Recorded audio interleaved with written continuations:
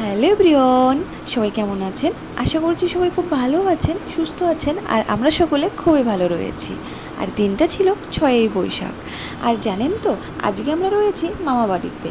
আর এই 6ই বৈশাখ প্রত্যেক বছর মামাবাড়িতে হয় কালী পুজো, তারপর হয় মহোৎসব।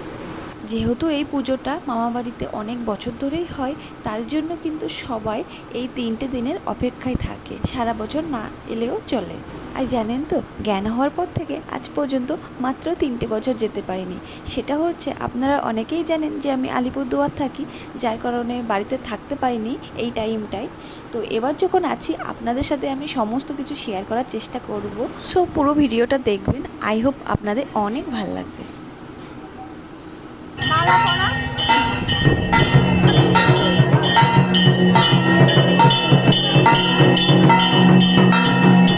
আর দেখুন দেখুন, এখানে পুজো শুরু হয়ে গেছে। আর পুজোটা কিন্তু আমার মামাই করে। আর পুজো শুরু হওয়ার আগে অধিবাসটাও হয়ে গেছে। যাও তুমি। আমি একটু লজ্জা পাচ্ছিলাম আমি বাজে দিদি বাজাবে, তুমি তুমি আমার দেবাও, যাও হোয়াটসঅ্যাপে দেবা যাও। ভিডিও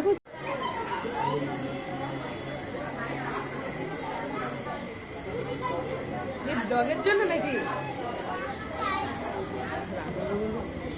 নিচের দিকে ছবি তুলবো।